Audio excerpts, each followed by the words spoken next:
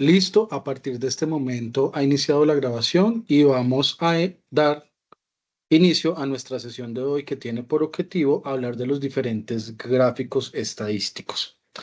Entonces, sin más preámbulo, ¿qué son los gráficos estadísticos? Bueno, son representaciones visuales que permiten comprender y analizar datos numéricos de manera fácil e intuitiva. Estas herramientas visuales son esenciales para representar los datos de manera clara y comprensible. Y la idea es que podamos comunicar la información de manera eficaz, tanto para la toma de decisiones informadas como para el aprendizaje y, ¿por qué no?, hablar de comprender los datos de manera más fácil. Permítanme que ya empezaron a interrumpirme.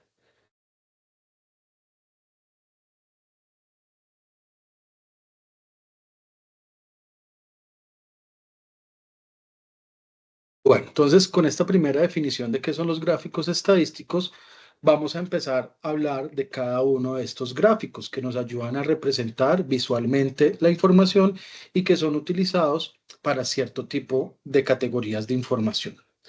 Entonces tenemos como primera categoría el gráfico de barras, que se utiliza para comparar cantidades entre diferentes grupos.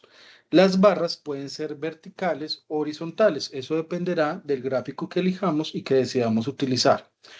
Un gráfico de barras también es conocido como diagrama de barras o gráfico de columnas y es una representación de datos categóricos, generalmente cualitativos, y utiliza barras rectangulares con longitudes proporcionales a los valores que representan cada uno de estos datos. ¿Cuáles son esos componentes principales de un gráfico de datos? Bueno, pues tenemos los dos ejes del plano cartesiano, el eje de X y el eje de la Y. Entonces, en el eje de X, que es horizontal, generalmente se representan las categorías o los grupos de datos. Y en el eje Y, que puede ser de carácter vertical, se representa la escala numérica de los valores. También en este gráfico, pues, entran a tener protagonismo las barras, que son rectángulos que representan los valores de cada una de las categorías. En estos gráficos también se deben acompañar de un título que debe describir el contenido del gráfico y una leyenda que explica el significado de los colores y los patrones usados si es necesario. Por ejemplo, si estuviéramos analizando el comportamiento de dos variables, los colores nos ayudarían a categorizar la información. Como gráficos de barras tenemos una múltiple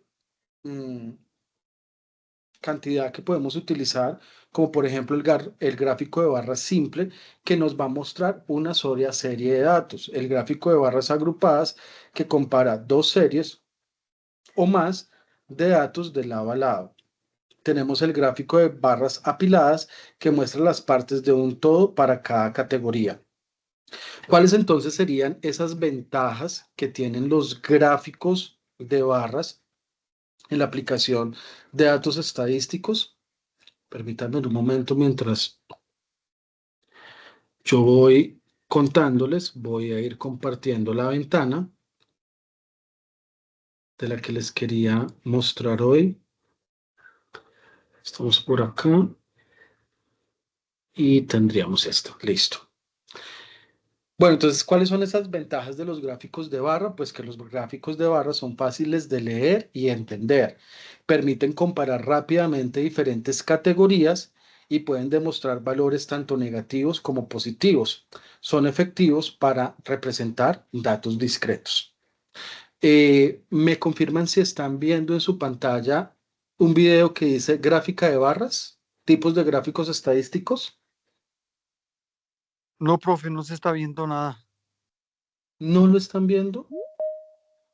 No, no, señor. Yo sí, profe. Ah, se me hizo muy raro que no lo... Voy a volver a compartirlo.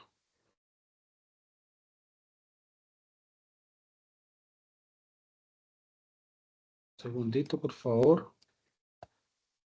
Listo.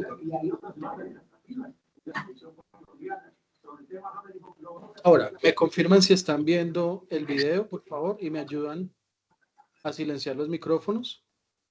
Sí, profe, ya ahora sí. Perfecto. Entonces, este video que les voy a compartir es un video donde nos va a mostrar diferentes tipos de gráficos estadísticos y luego vamos a ver uno especial que nos habla del gráfico de barras.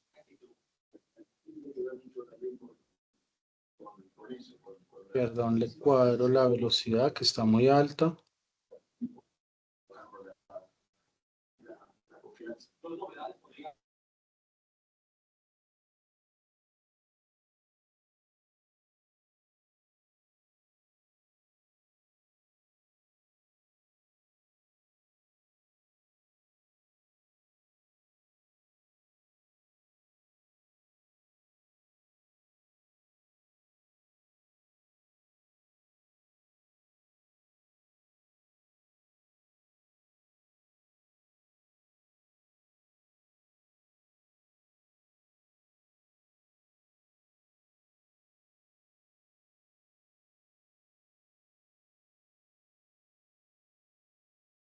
Instructor, no se escucha nada.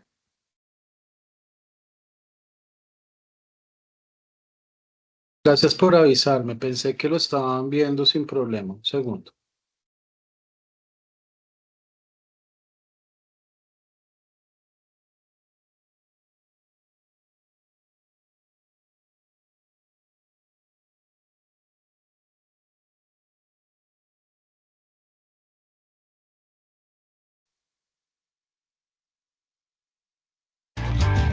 ¿Qué tal?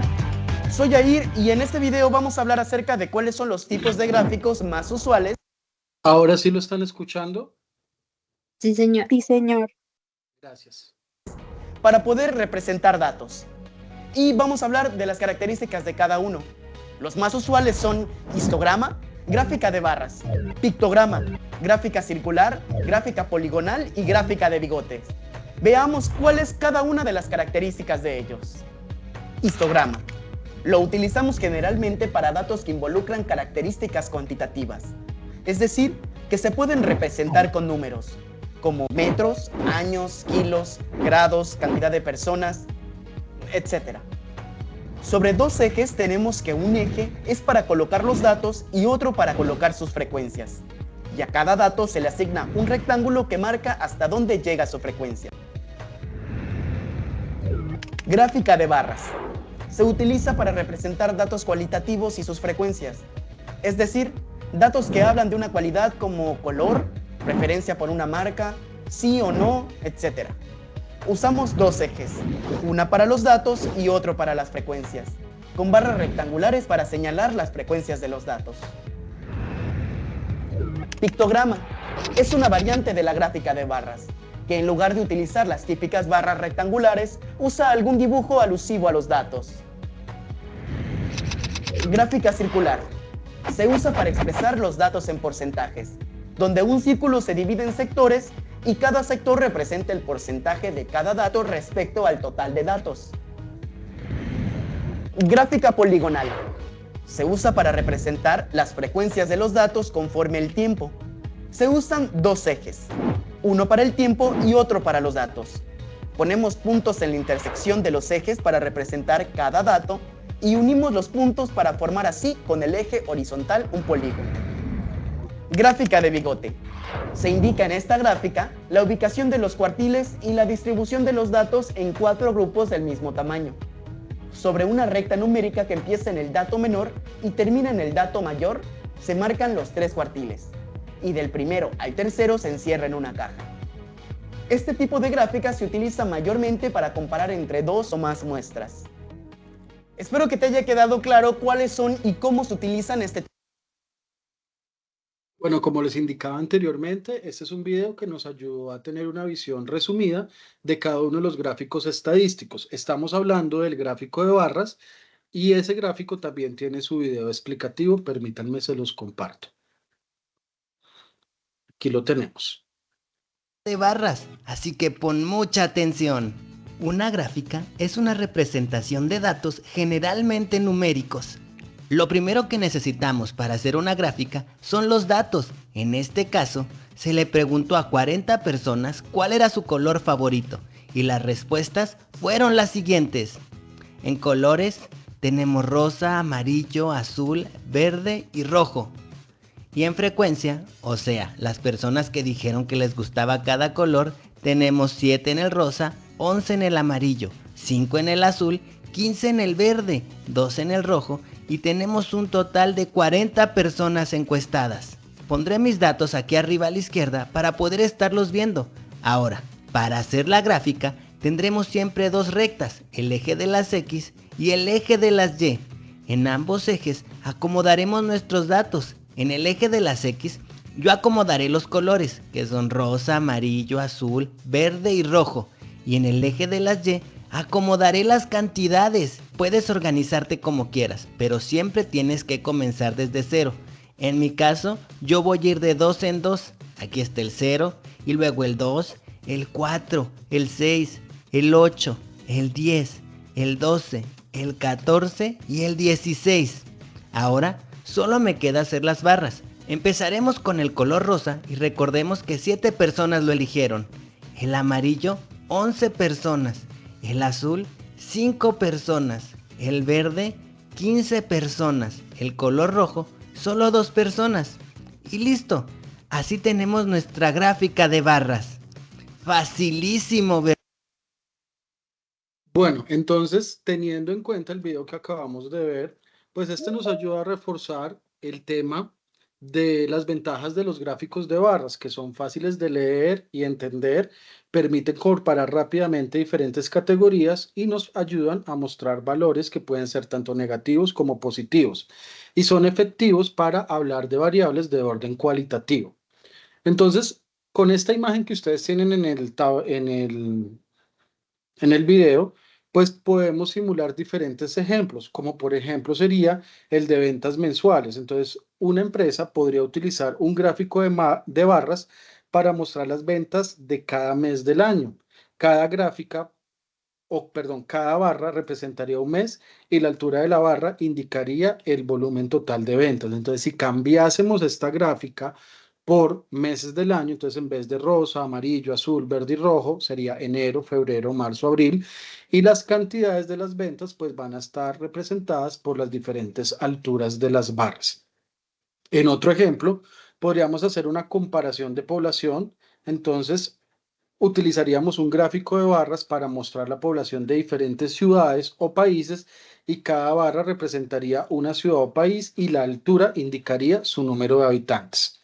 En un tercer ejemplo de tipos de gráficos de barras, podríamos utilizarlo para el resultado de encuestas para mostrar las respuestas de una pregunta de opción múltiple en una encuesta. Cada barra entonces representaría una opción de respuesta y la altura mostraría cuántas personas eligieron esta opción. Este tipo de gráficos se utiliza mucho, por ejemplo, cuando se hacen las encuestas de candidatos presidenciales. Entonces, ¿por cuál candidato votaría usted para las elecciones del 2026? Entonces, diferentes tipos de candidatos y las respuestas a la muestra poblacional a la que se le hace la pregunta estarían identificadas en este tipo de barras. Ejemplos muchísimos más de gráficos de barras, como por ejemplo el consumo de energía. Una empresa podría usar el gráfico de barras para comparar el consumo de energía de diferentes departamentos o sucursales. Creo que en nuestro recibo de energía en cada uno de nuestros departamentos, esta es la forma en la que ellos nos significan el consumo mes a mes a través de un gráfico de barras. Bueno, este sería un primer gráfico que traigo a la sesión de formación para que lo podamos ver y ver sus ventajas y su aplicación gráfica. Ahora quiero que hablemos de un segundo gráfico que es el de los histogramas. Los histogramas se utilizan para representar variables cuantitativas. Es similar al gráfico de barras y se utiliza para la distribución de frecuencias. En los histogramas lo que buscamos es representar datos agrupados que nos sirven para agrupar conjuntos de datos continuos. Las barras están juntas sin espacios entre ellas porque lo que están buscando es significar la agrupación de los datos. Un histograma es una representación gráfica de datos estadísticos que muestra distribución de frecuencias de un conjunto de datos numéricos continuos. Es similar a un gráfico de barras, pero se utiliza especialmente donde los datos se articulan en intervalos.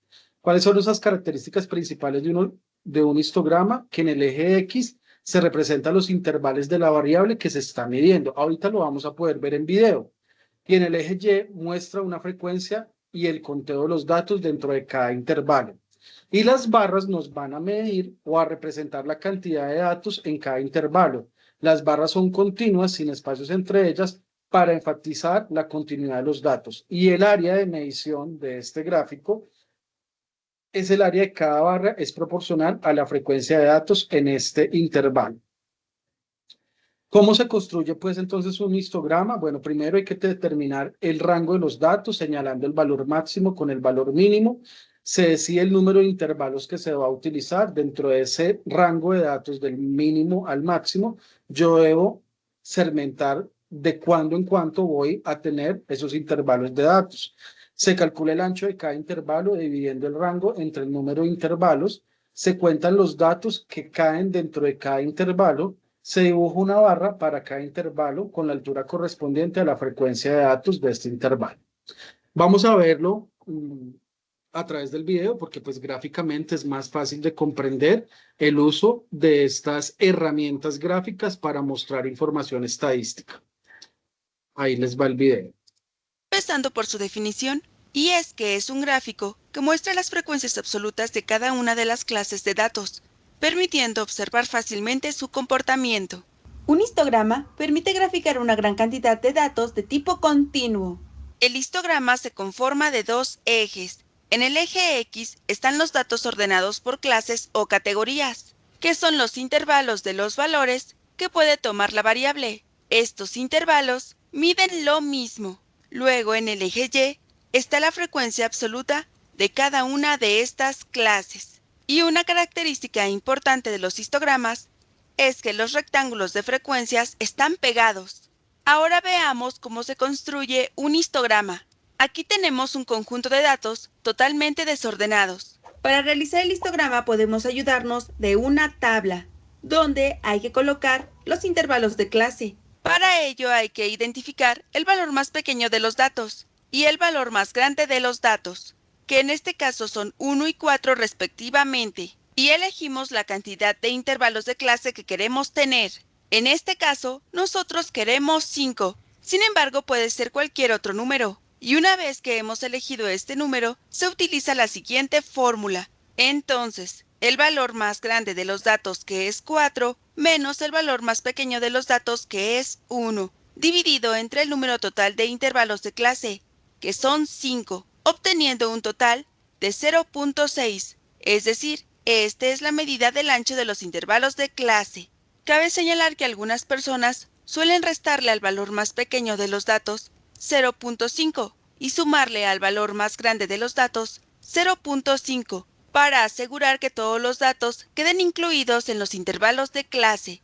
Así que tú también puedes construir tu histograma de esta forma. Sin embargo, siguiendo con nuestro procedimiento, como ya sabemos el valor del ancho de los intervalos de clase, podemos formar cada una de nuestras 5 clases. Observa que inician en 1.0 y terminan en 4.0. Ahora hay que llenar esta tabla. Para ello, contemos la frecuencia de cada intervalo de clase. Entre 1 y 1.6 existen 3 valores. Entre 1.6 y 2.2 existen 6 valores. Entre 2.2 y 2.8 existen 7 valores. Entre 2.8 y 3.4 existen 5 valores. Y entre 3.4 y 4 existen 4 valores. Observa cómo la suma de estas frecuencias nos da como resultado el número de datos que tenemos. En este caso, 25. Ahora hay que mostrar las observaciones en una gráfica. Para ello, dibujamos un eje X donde estén representados los intervalos de clase y el eje Y donde se encuentren las frecuencias. Y ahora comencemos a dibujar los rectángulos de frecuencias, iniciando con el primer intervalo de clase, que va de 1 a 1.6. Observa de la tabla que su frecuencia es de 3. Por lo tanto, dibujamos un rectángulo que tenga base 1.0 a 1.6 y altura de 3. Ahora repetimos este procedimiento para el segundo intervalo de clase, que va de 1.6 a 2.2 y que tiene como frecuencia a 6. Entonces dibujamos un rectángulo que tenga de base 1.6 a 2.2 y con una altura de 6, y así sucesivamente para el resto de los intervalos de clase, obteniendo este histograma. Está muy fácil, ¿verdad? Pero lo importante de un histograma es interpretar la información que se encuentra en ella. Para ello, respondamos las siguientes preguntas. ¿Cuál es la clase que contiene la mayor cantidad de datos? ¿Puedes decirme cuál es? Muy bien, es el tercer intervalo, que va de 2.2 a 2.8 y que tiene una frecuencia de 7. Ahora responde, ¿cuál es la clase que contiene la menor cantidad de datos? Muy bien hecho. Es el primer intervalo, que va de 1 a 1.6 y que solo contiene a 3 datos. Pasemos a la siguiente pregunta. Finalmente responde, ¿puedes saber el valor del dato que más se repite? ¿Ya sabes la respuesta? Muy bien, la respuesta es no, ya que tú puedes saber de un histograma en qué intervalo de clase se encuentra el valor que más se repite. Sin embargo, no puedes conocer su valor exacto. Ahora... Bueno, entonces teniendo el apoyo visual de este histograma, les voy a contar diferentes ejemplos donde los histogramas pueden utilizarse. Entonces, uno de ellos puede ser en meteorología para mostrar la distribución de las temperaturas diarias en un mes.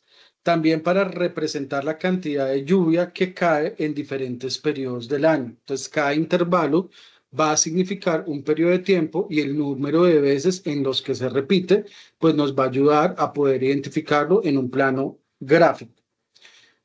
En otro ejemplo de otra categoría podría ser el del control de calidad para visualizar la distribución de las dimensiones de cada una de las piezas fabricadas y poder detectar si existe desviación estándar en esa fabricación.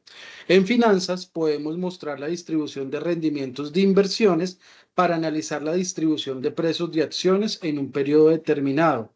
En datos demográficos nos sirve para representar la distribución de edades en una población y así podríamos compararlo con la distribución de ingresos de un país o una región.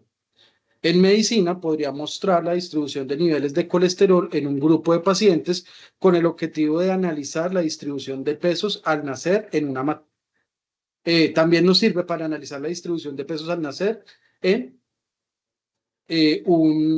una maternidad o en una sala de partos y así poder determinar cuáles son esos niños que dependiendo de su peso pues podrán repetirse de acuerdo a la frecuencia.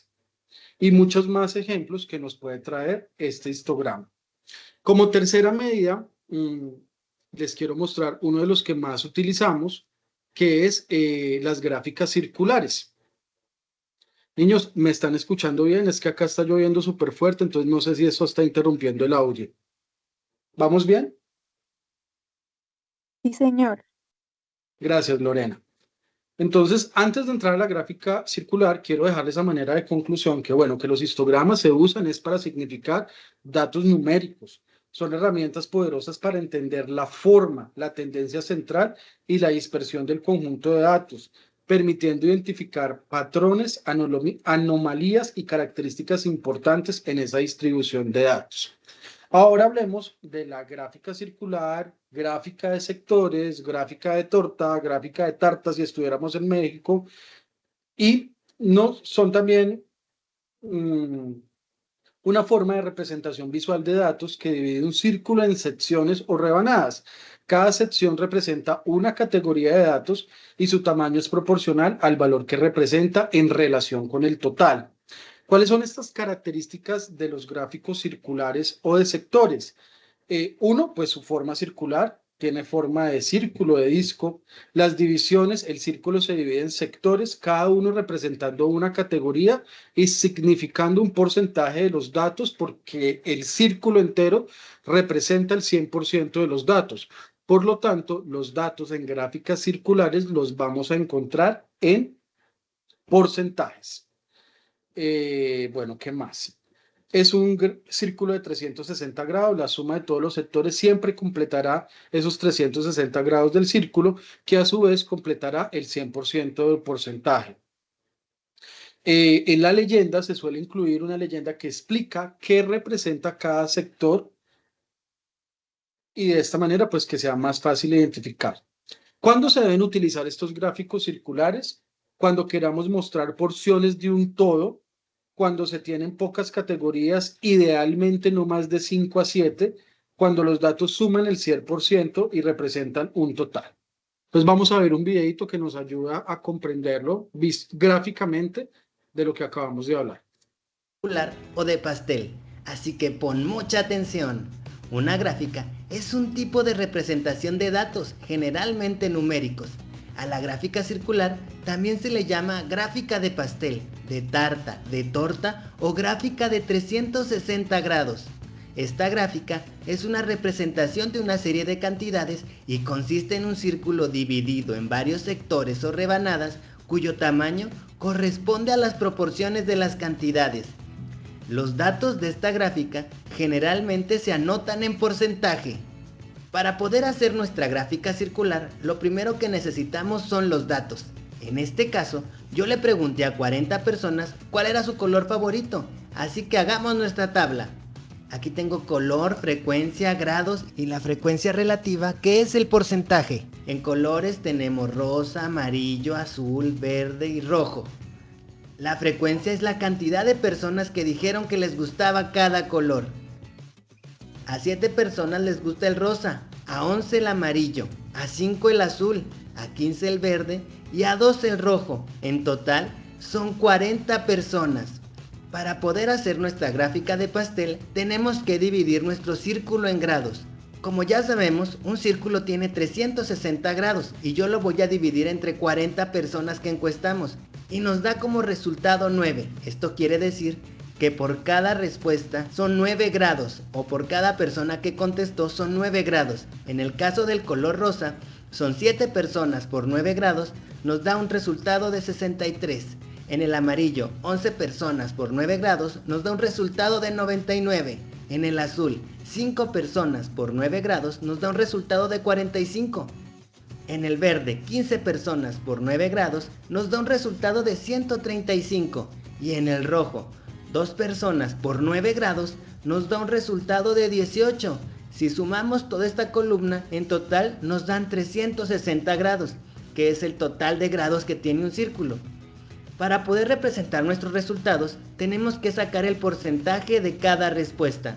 Como todos sabemos, el total es el 100% y lo voy a dividir entre 40 y me da como resultado 2.5. Esto quiere decir que a cada respuesta le corresponden 2.5 puntos porcentuales. Si multiplico 7 por 2.5 nos da un porcentaje de 17.5. 11 por 2.5 nos da 27.5. 5 por 2.5 nos da como resultado 12.5. 15 por 2.5 nos da un resultado de 37.5 y 2 por 2.5 nos da un resultado de 5.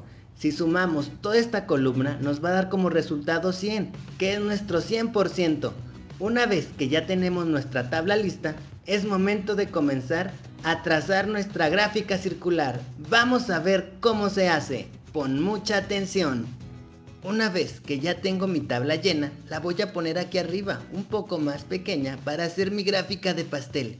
Lo primero que necesitamos es hacer un círculo y después utilizar nuestro transportador para medir cada una de las rebanadas. Si no sabes utilizar el transportador,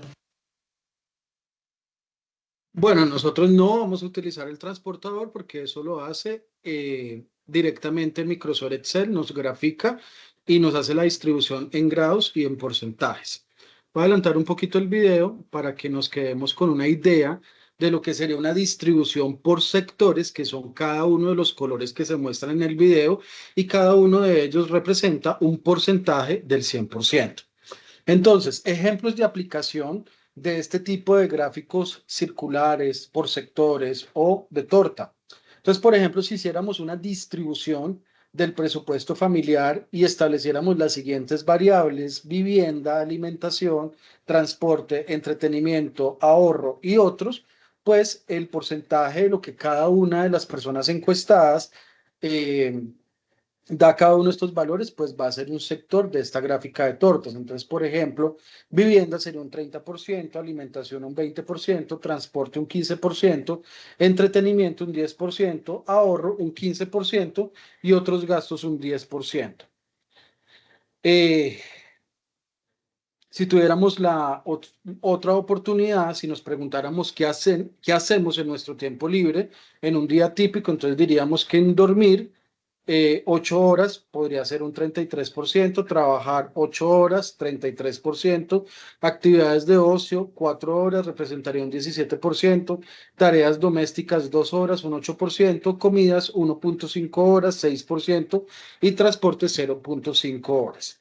De esta manera, podemos inferir que las ventajas de los gráficos por sectores o circulares son más fáciles para entender a primera vista por la categoría de colores y porcentaje.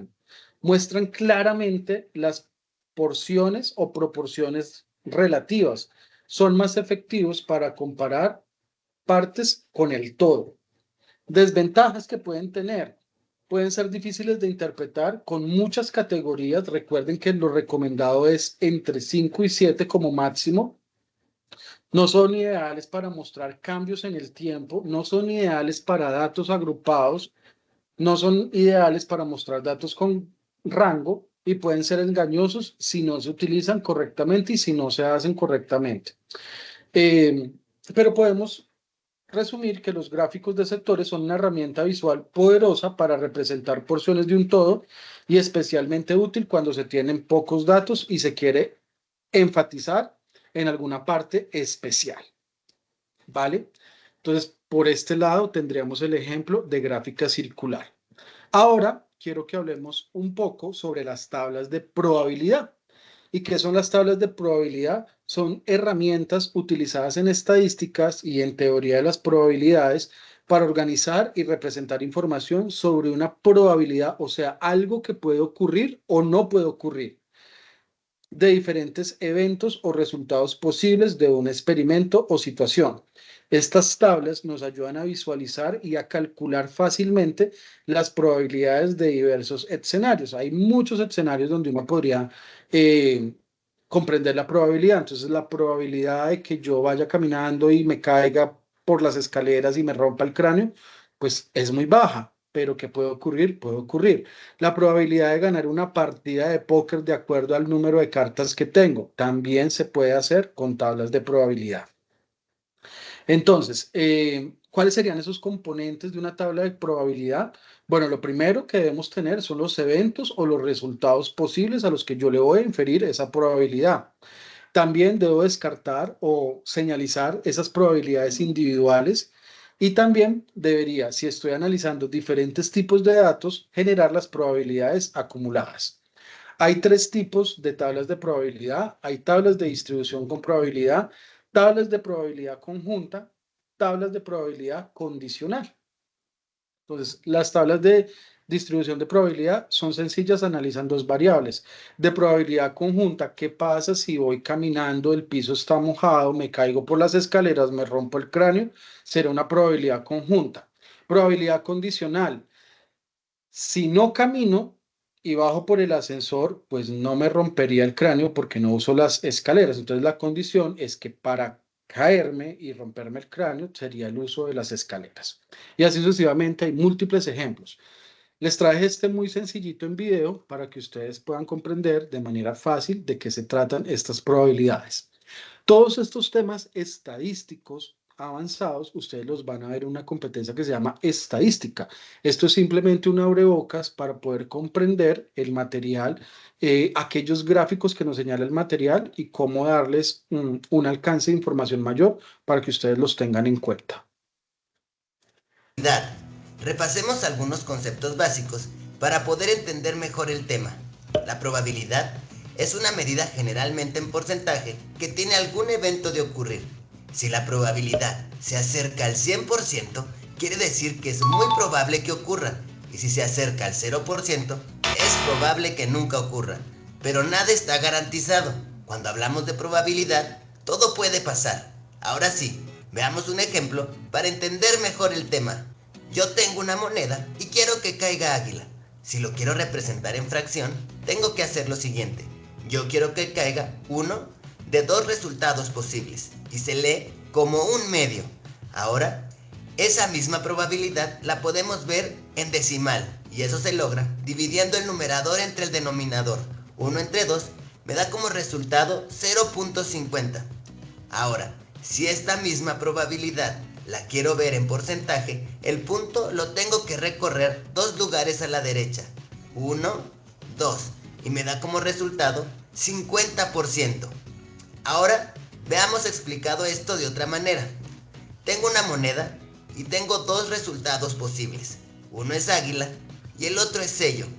La probabilidad de que caiga águila es del 50% y la probabilidad de que caiga sello también es del 50%, que me da un total de 100%. Facilísimo, ¿verdad? Ahora veamos otro ejemplo. Tengo un dado y quiero que me caiga el número 4. Para representar esta probabilidad en fracción, tengo que hacer lo siguiente. Yo quiero que me caiga uno de 6 resultados posibles y se lee como un sexto. Ahora, si esto lo quiero poner en decimal, divido el numerador entre el denominador y 1 entre 6 me da como resultado 0.166. Ahora que si quiero conocer esto mismo en porcentaje, recorro el punto 2 lugares a la derecha, 1 y 2, y en porcentaje me queda como 16.6%, o sea que esa es la probabilidad de que me caiga el número 4 al lanzar un dado. Ahora veamos esto mismo explicado de otra manera. Tengo un dado y tengo 6 resultados posibles, que es el 1, el 2, el 3, el 4, el 5 y el 6. Y la probabilidad de que caiga cada uno de ellos es de 16.6%. Si la sumamos nos da el 100%, pero yo nada más quiero que me caiga el número 4, por eso mi probabilidad es del 16.6%. Ahora tengo el mismo dado, pero ahora quiero que me caiga como resultado cualquier número par, o sea el 2, el 4 o el 6. Si lo quiero representar en fracción, quiero que me caigan 3 de 6 resultados posibles y se lee como 3 sextos. Si quiero saber esta misma probabilidad en decimal, divido el numerador entre el denominador, 3 entre 6, y me da como resultado 0.50. Si quiero conocer esta probabilidad en porcentaje, recorro 2 veces el punto a la derecha, 1 y 2, y me da como resultado 50%. Vamos a ver esto de otra forma. Tengo mi dado y tengo mis 6 opciones posibles, que es el 1, 2, 3, 4, 5 y 6. Y cada una tiene el 16.6% de porcentaje de ocurrir. Y en total, las probabilidades de todos es del 100%. Pero yo nada más quiero que me caiga el 2, el 4 y el 6. Si sumo esas 3 cantidades, me da como resultado el 50%. Facilísimo, ¿verdad? Vamos a ver otro ejemplo. Aquí tengo una ruleta con los números del 1 al 8.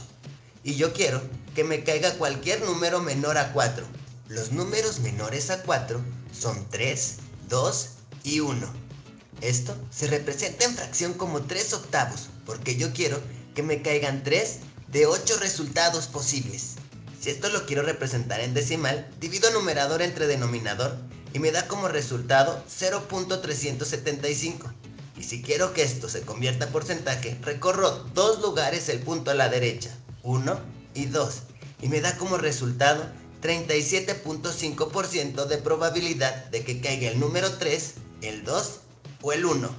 Vamos a ver nuestro último ejemplo. Aquí tengo el boleto de una rifa. Yo nada más compré un boleto y en total son 50.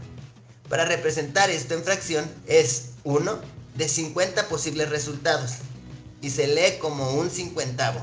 Si lo quiero conocer en decimal, divido 1 entre 50 y me da como resultado 0.02.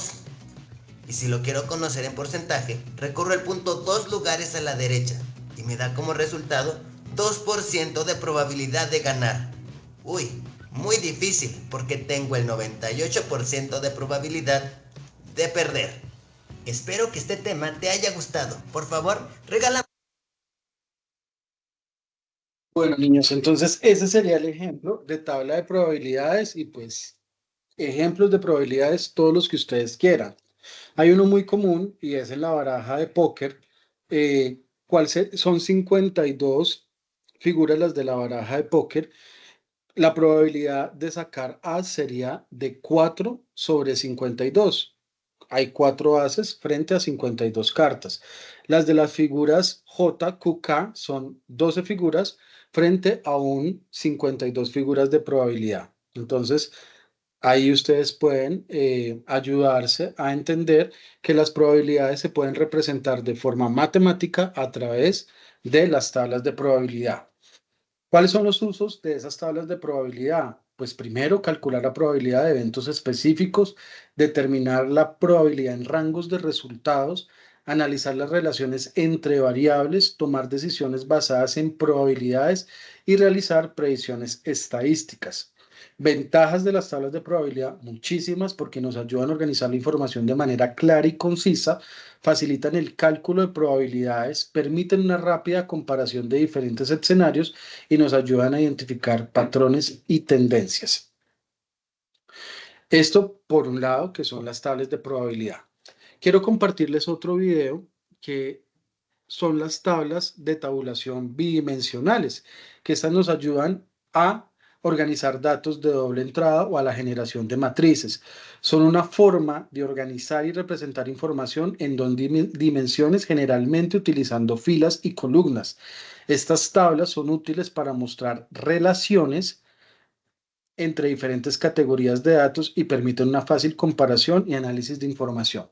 Les traje, busqué muchísimos ejemplos, pero creo que este es el más fácil para comprender desde una tabulación de datos en Excel de cómo funcionan estas tablas bidimensionales. Entonces pónganle mucha atención porque creo que les va a servir para toda la vida este ejemplo y qué bonito fuera que cuando ustedes tengan que organizar información de múltiples datos puedan utilizar esta tabla de tabulación bidimensional.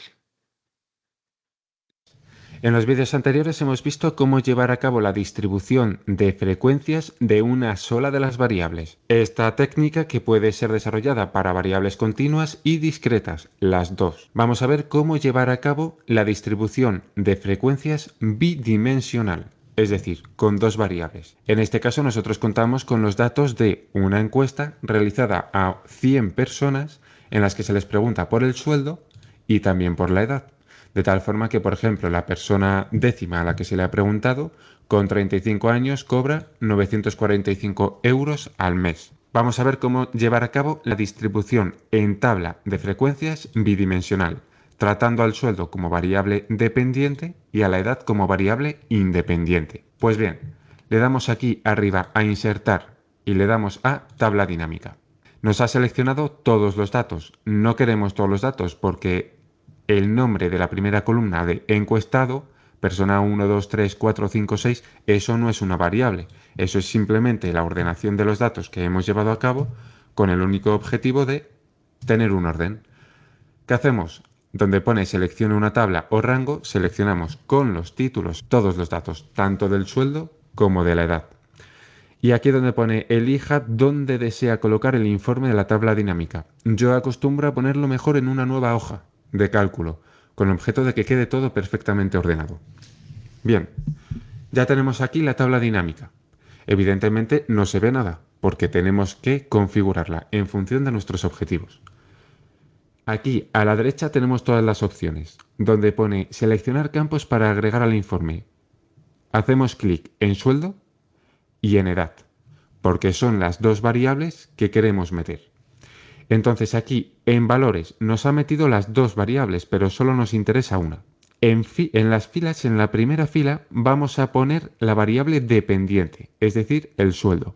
No porque deba ser así, sino simplemente por costumbre mía. Yo prefiero poner en la primera fila los intervalos de la variable dependiente y en la primera columna la de la independiente. Donde pone etiquetas de columna, cogemos edad y arrastramos.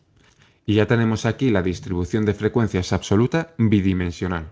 Como podéis ver, según os he dicho al comienzo, mi intención era poner en la primera columna, es decir, aquí en esta columna, los valores posibles de la variable independiente y en esta primera fila la de la dependiente, con lo cual lo hemos configurado justo al revés de lo que pretendíamos. No pasa nada.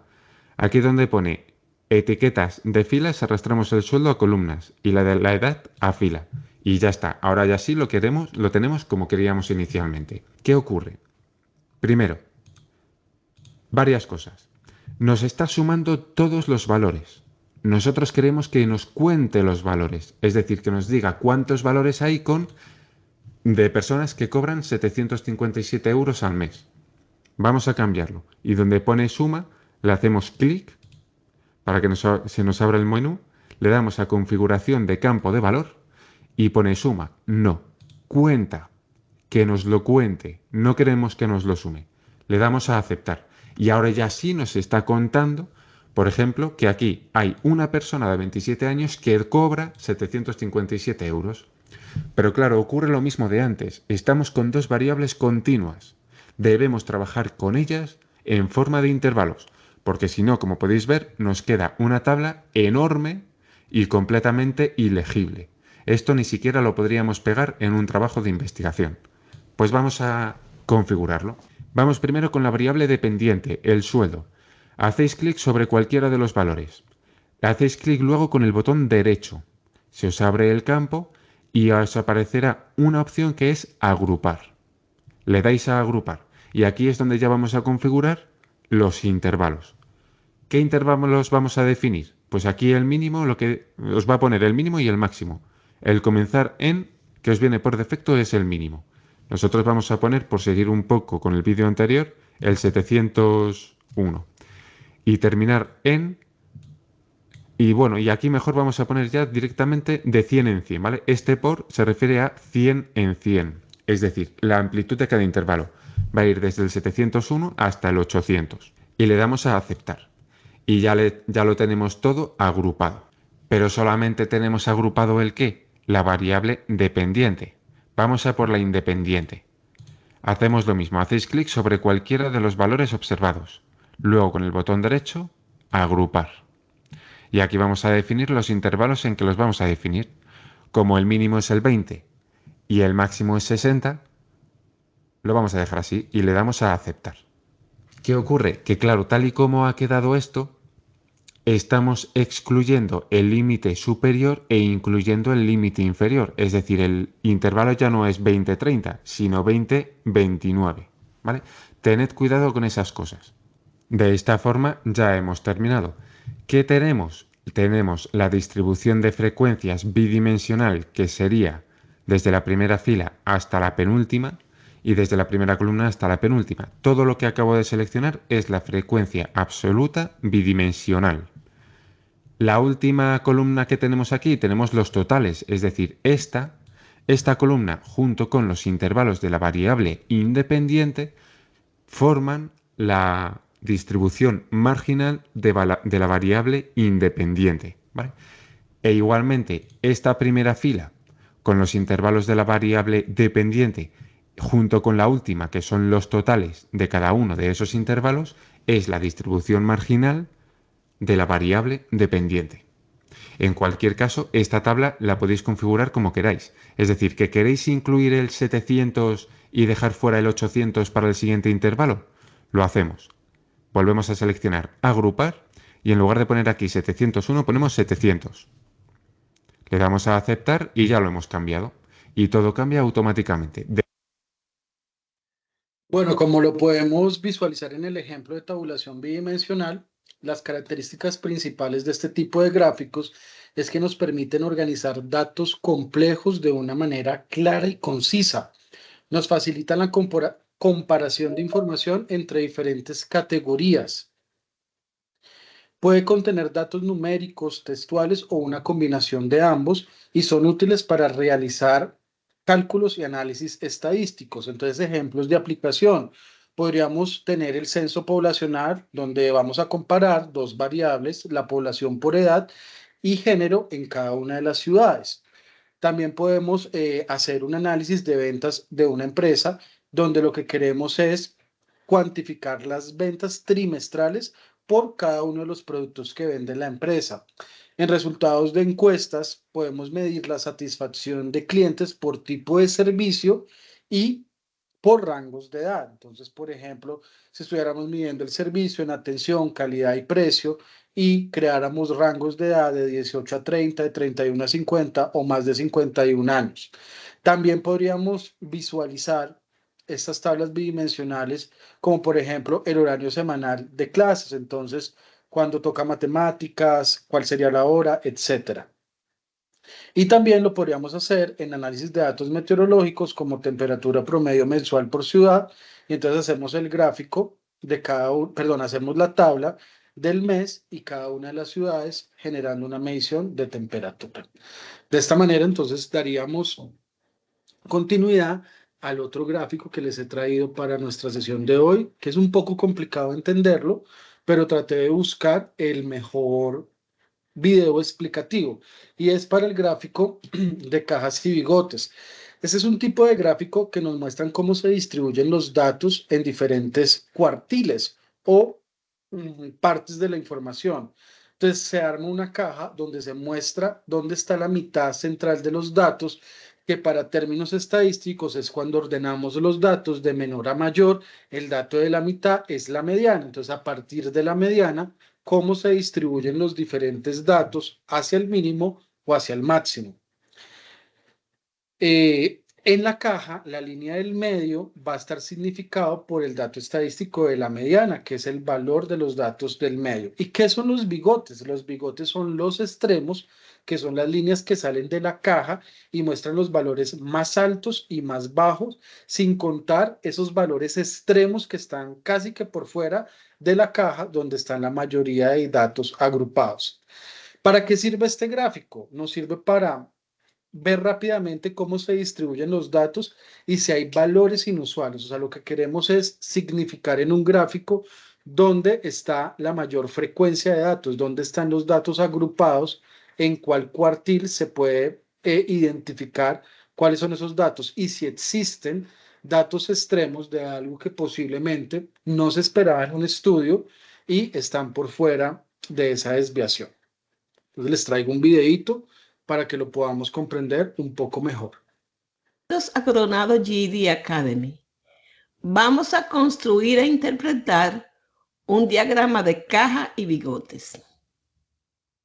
Un diagrama de caja y bigotes muestra una gran cantidad de datos distribuidos en rango a lo largo de una recta numérica. Los datos están agrupados en 4 secciones con igual cantidad de datos. Los asteriscos muestran valores atípicos, muy pequeños o muy grandes. Para entenderlo mejor, hagamos un ejemplo. Ejemplo, construir un diagrama de caja y bigotes con los siguientes datos. Primero, debemos ordenar los números. El diagrama de caja no usa datos individuales. Los datos son resumidos en 5 números: el mínimo, el máximo, la mediana Q2, el primer cuartil Q1 y el tercer cuartil Q3. La mediana es el número del medio de un conjunto de datos. Es 23. Para más información sobre la mediana, vea el video Mediana, Moda y Rango en nuestro canal Coronado GED Academy. El primer cuartil es la mediana del grupo de números menores, es 19. Y el tercer cuartil es la mediana del grupo de números mayores, es 29. Para construir el diagrama, hacer una recta numérica a escala que incluya todos los datos. Marcar los 5 números calculados anteriormente. Trazar líneas por 19, 23 y 29. Dibujar la caja. Dibujar el bigote menor y el bigote mayor. Observe que la mediana divide los datos en 2 grupos iguales, pero no está en el medio de la caja. Es porque los datos de la derecha de la mediana están más separados a partir del número 25. El rango es mayor a la derecha de la mediana. Ahora interpretemos el diagrama de caja y bigotes. Para leerlo, marcar un punto en el diagrama y buscar su valor en la recta numérica. Valor mínimo 17. Valor máximo 33. La mediana es 23. El rango es el valor máximo menos el valor mínimo. 33 menos 17, 16. Otro rango importante es el rango intercuartil, la distancia entre los dos extremos de la caja. 29 menos 19, 10. Cada sección del diagrama tiene la misma cantidad de datos, un cuarto, el 25%. El primer cuartil, Q1, tiene el 25% de los datos y es igual a 19. El segundo cuartil, Q2, tiene el 50% de los datos y es igual a 23. El tercer cuartil tiene el 75% de los datos y es igual a 29. El 100% de los datos ocurre en el punto máximo, 33.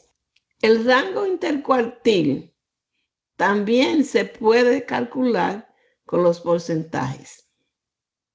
Q3, 75%, menos Q1, el 25%, da el 50% de los datos.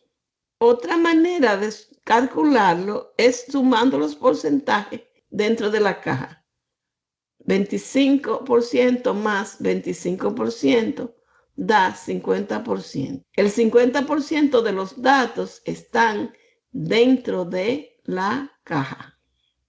Para resolver problemas con diagramas de cajas y bigotes, debes memorizar esos porcentajes y sus ubicaciones. Haga este ejercicio para que practique lo aprendido. Pare el video. Respuestas. Si tiene preguntas sobre este tema. Bueno, les acabo de compartir al chat de WhatsApp un ejemplo de cómo funcionaría el gráfico de cajas y bigotes en la aplicación de un medicamento de control para la diabetes, para que ustedes puedan comprender cuáles son esos datos importantes que debemos tener en cuenta, como la mediana, el rango intercuartílico, cuáles son esos valores extremos o los que denominamos bigotes, y cuál sería el rango, la tendencia y la dispersión para interpretar este diagrama de cajas y bigotes. Por último, para terminar, les traigo el gráfico de infografía.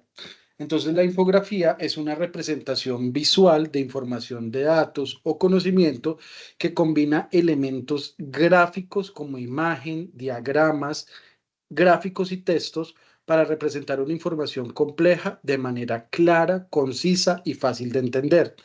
Las infografías son muy útiles para resumir grandes cantidades de información, para explicar procesos o conceptos complejos, para comparar datos o ideas, para mostrar tendencias o patrones o para aumentar la retención de la información.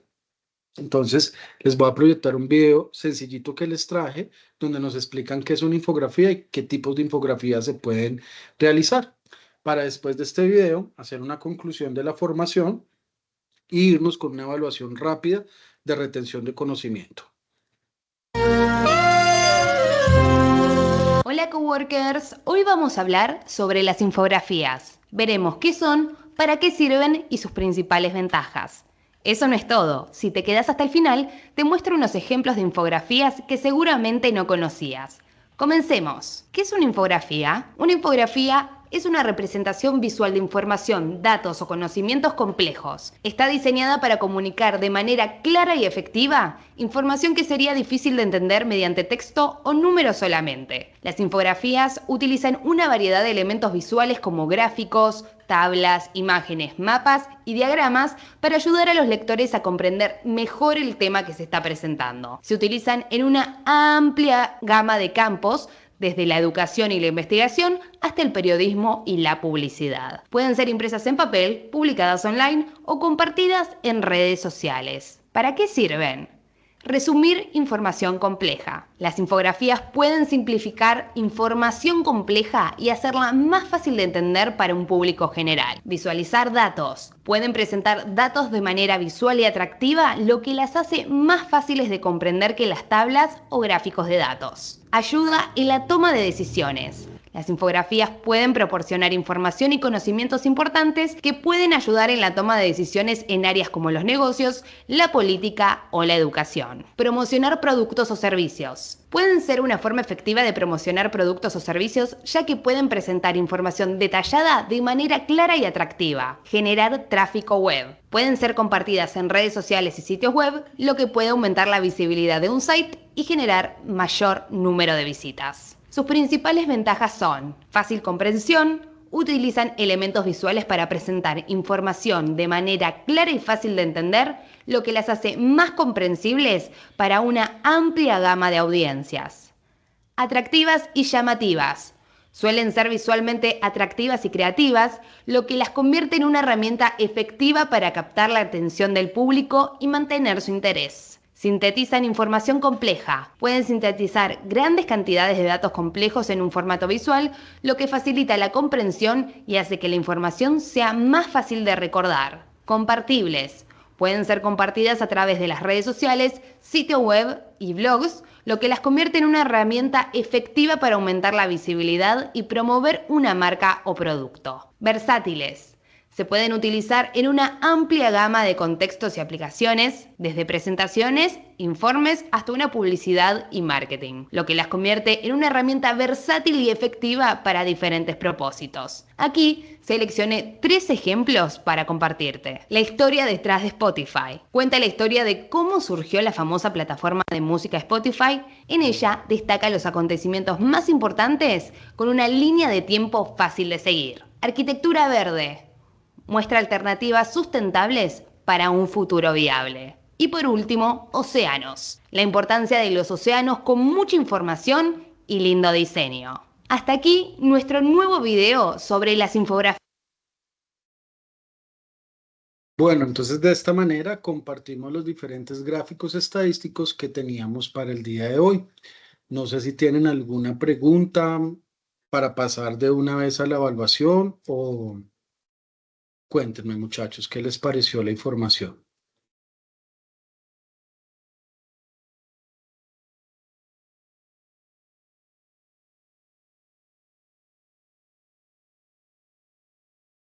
No todos al tiempo, que me vuelven sordo.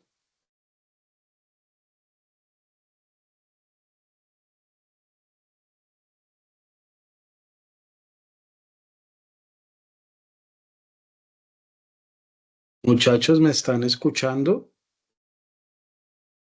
Sí, profe. Ah, ok. ¿No tienen ninguna duda? ¿Comentario? ¿Todo está bien?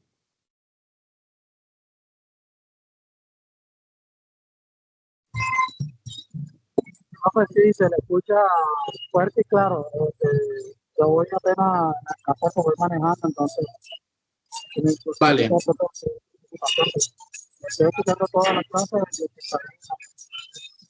Listo, no hay problema. Entonces voy a compartirles la evaluación de retención de conocimiento, pues para ver si todo quedó claro. Es una evaluación interactiva. Ya se las voy a presentar. Un segundito.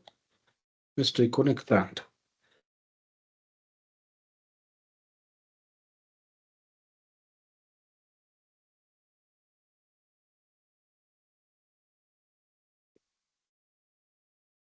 Ok, no. ¿Posible nos puedan compartir esa evaluación de pronto a los que no estamos en este momento, podemos participar o algo? Javier, la evaluación tiene que contestarse en línea porque es una evaluación de quiz. Entonces no, digamos como que tendrías que hacerla ya o si no, no hay problema. Es un tema de como más para medir el grado de atención. Espérame que ya la encontré. Ya se las voy a compartir.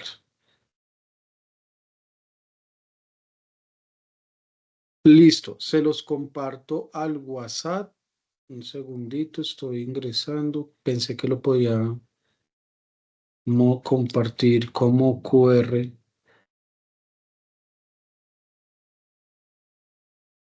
Y ustedes ingresan y rápidamente hacemos la evaluación y terminaríamos en 5 minutos. ¿Por qué los demás no la van a poder ver? Porque yo le tengo que dar empezar a la evaluación para que se pueda, eh, digamos, como que echar a andar. Listo, ya se las envié. Por favor, váyanse conectando.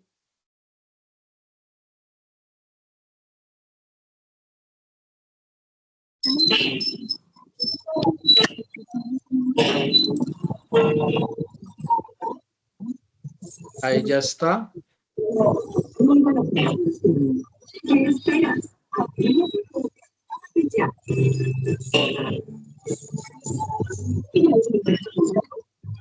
Ahí tienen en la pantalla para que puedan escanear el código QR. Por favor, alguien que tiene el micrófono abierto, ¿lo puede silenciar?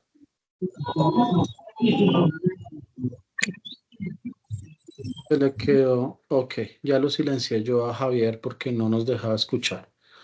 Les estoy compartiendo para que puedan escanear el código y empecemos. ¿Ya se pudieron conectar?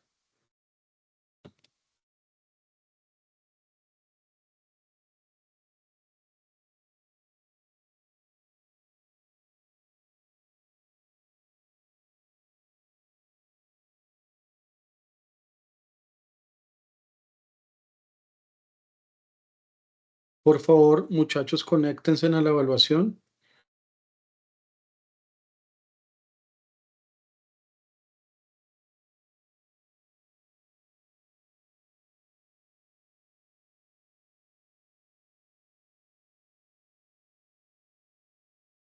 Escanean el link o se pueden conectar escanean el QR o se pueden conectar por el link que les acabé de enviar.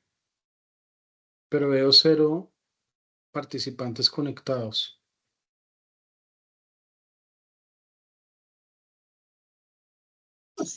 Profe, buenas noches. Es que me estaba solicitando en ese momento como un código de acceso. Entonces, mira, el código es 346030.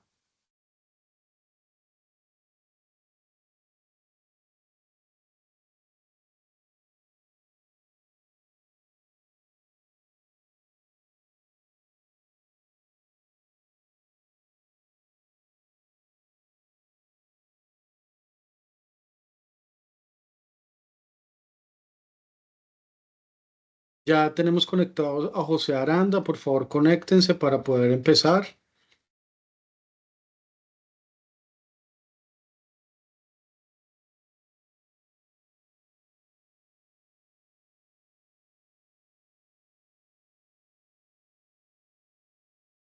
Estefanía ya se conectó. Perfecto. Otros 2 o 3 y empezamos.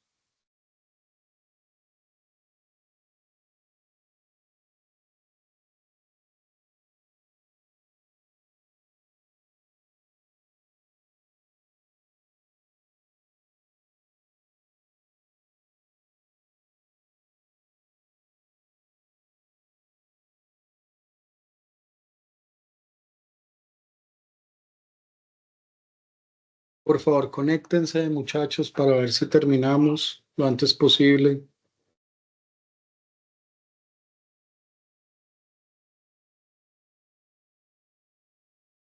Hay 11 personas conectadas en la sesión.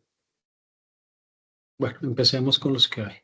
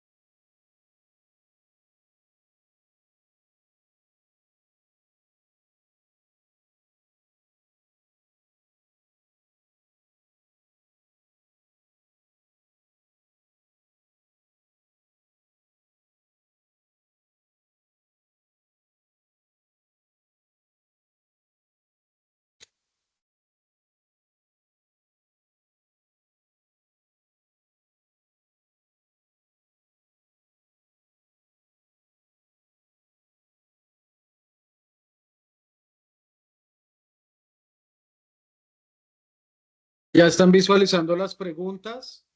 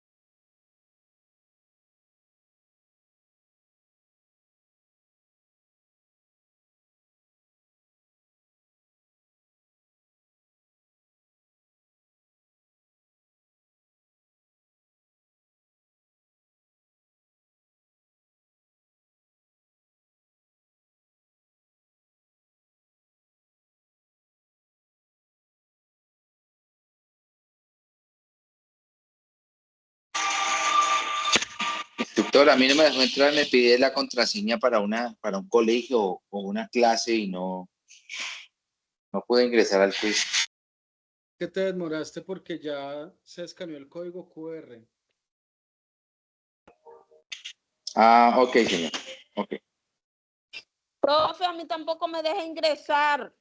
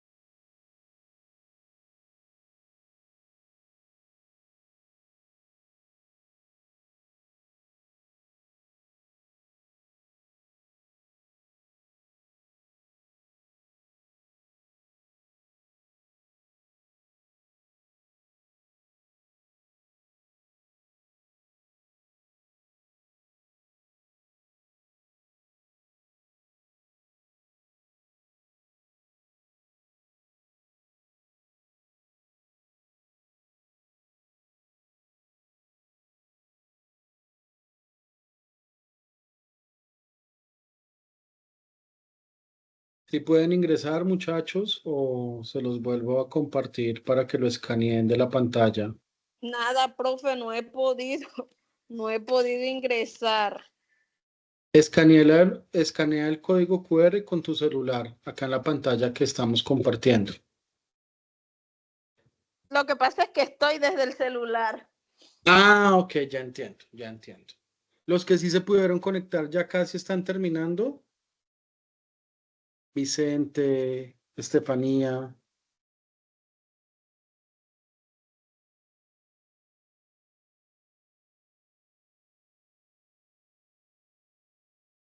Creo que están concentradísimos.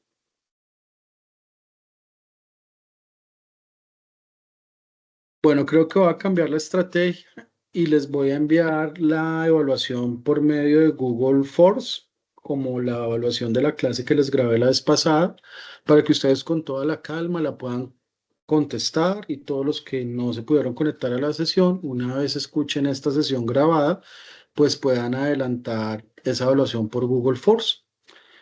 Les agradezco mucho que se hayan conectado el día de hoy. Quiero abrir un espacio pequeñito de 2 o 3 minutos por si tienen alguna pregunta con respecto a la formación, a las notas, a las actividades.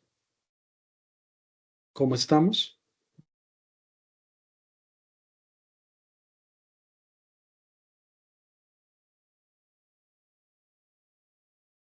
¿Una pregunta?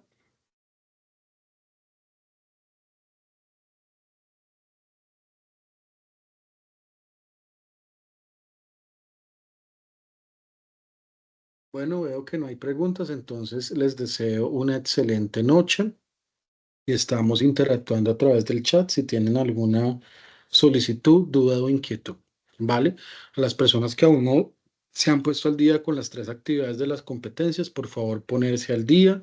También les cuento que durante esta semana les voy a estar colgando un caso, una nueva actividad para que desarrollen, teniendo en cuenta que ya muchos han terminado las 3 primeras actividades y de esta manera pues completaríamos con esta cuarta actividad el desarrollo de esta competencia, ¿vale? Se las estaré contando, se las estaré colgando en Sofía Plus y les estaré contando cuando ya esté lista. Es un caso empresarial. Que tengan una feliz noche y nos estamos viendo en la próxima sesión de formación. Ya les subo la grabación de esta clase, ¿vale? Vale, profe, Vale, feliz noche. instructor. Que estén muy bien.